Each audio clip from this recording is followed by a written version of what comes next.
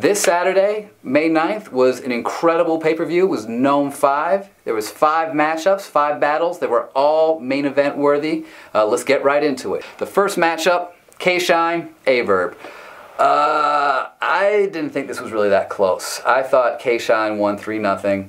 K-Shine was just more aggressive. I wasn't feeling Averb's, I guess, schemes that well. It was a little too much storytelling, a little too out there. Fight almost broke out at the end. That was the closest thing to a fight in this entire thing. My personal opinion, K-Shine took it 3-0. Second matchup, Sirius Jones, DNA. Definitely a lot closer than the first matchup between Averb and K-Shine. I would give the edge to DNA. I think DNA took the first round and the third round. I wasn't really impressed with Sirius's first round, but he really brought it in the second round. And I feel didn't really, had a good third round, but at that point I thought DNA had a better third round. Third matchup was arguably the battle of the night. It was Official versus Jazz the Rapper, and these ladies were on fire. They were cooking right from the beginning until the very end. Back and forth, it could have gone either way. I would say Official won. She kind of went long on a lot of stuff in terms of time. She'd be like, oh, I got 4 more bars, and then do like 8 more bars. The bars were fire, so I think it helped. I think if you read Jazz's body language near the end, you could kind of tell she knew she lost, but she had nothing to be ashamed of. Like, she looked fantastic, as did Official. I just give Official the 2-1. Skipping to the very end, Tay Rock versus Sue Surf, arguably the most debatable battle of the night. Both these guys gave it everything they had.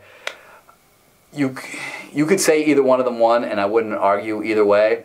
I personally lean a little more towards Tay Rock. But if you say Sue Surf won, I'm not going to argue with you. I'm going to say, you know what, you're probably right, and because I know exactly the bars that he brought and like the wordplay, he was fantastic. I just, personal preference, went more towards Tay Rock. And that brings us to the big main event, and that was Charlie Clips versus Hollow the Don. Charlie Clips won the coin toss, which I thought was going to really work in his favor because he's so good at freestyling and rebuttals. So it would have to make Hollow really be on the offensive starting off. And he started off great. Right out the gate, he was just swinging. And Hollow basically took the entire round to call out the predictability of Clips and his punchlines. So the best example of how he did that was, he said, you're a candy rapper with only 4 bars, you're like a, and everyone says Kit Kat, because that would complete the rhyme. And he goes, see how easy it is to predict that? Still rhyming it with everything and calling him out, getting the crowd involved, so the crowd was really on Hollow's side early on. So a lot was on Clips to give a great rebuttal, and he had a great rebuttal. He flipped a lot of lines around on him. He called out, Clips called out Hollow for not really going at Budden when they battled, saying, oh, how can you clean Big T but you can't wash Budden up? Has some great lines there. The very debatable first round, not quite sure who won it. We'll get back to that in a second. Second round, not so debatable. I thought Hollow took it early on.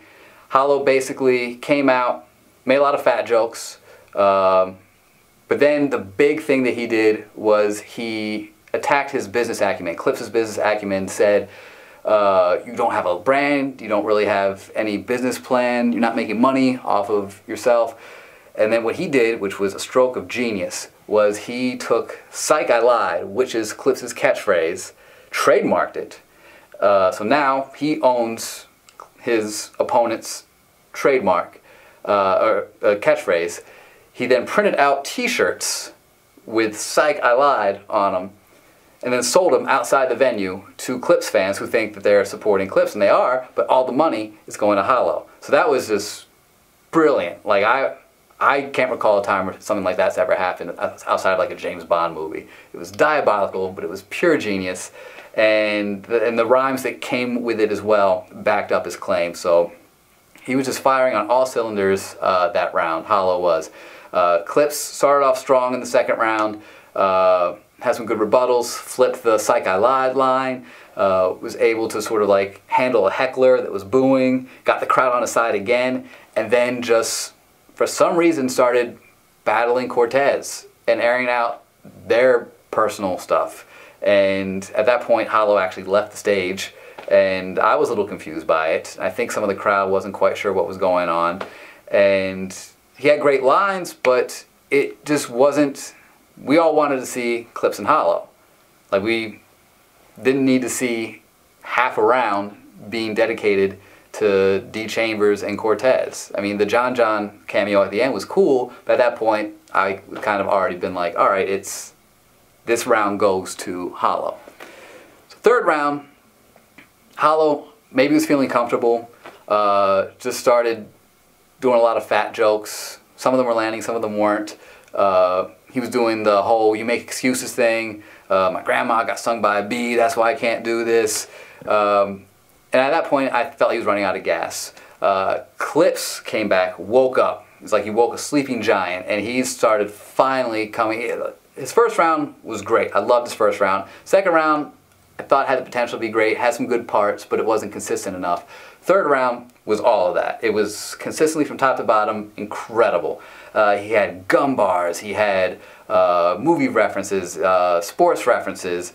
At one point he did a like LeBron, Jordan, Magic Johnson thing, compared himself to Magic Johnson, said, 'cause I'm sick with it, and then pointed to him as like, and my son, and like referred to him being like gay. I'm not a big fan of like, I feel like when you call your opponent gay in like these battles, it's kind of like, it's very 1990s, and it's like, it's kind of played out, and like we're kind of evolved in 2015, but there was no doubt that that line hit, and it hit hard.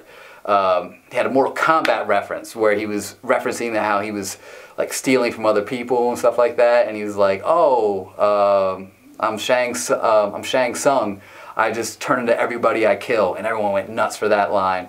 So I feel that the third round, without a doubt, went to Clips. And here's where it gets a little muddy, and who won the battle? Because that's what everyone wants to know. Who won the battle? So we got Clips winning the third round, we've got Hollow winning the second round, and a debatable first round. I would have to give the edge to Hollow that first round. He came out swinging, but at the same time I could see if you gave it to Clips.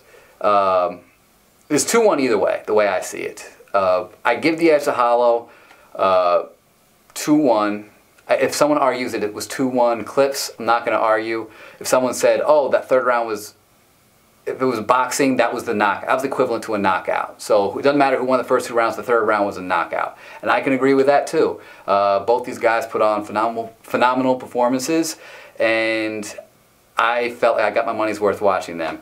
But that's what I think. What do you guys think? You can either comment, click, subscribe, like, just hit us up, let us know. Did you guys think Clips won? Do you think Hollow won? Do you think I'm an idiot for thinking the Hollow won? Or do you think, oh, you should have gone with your gut and Clips won?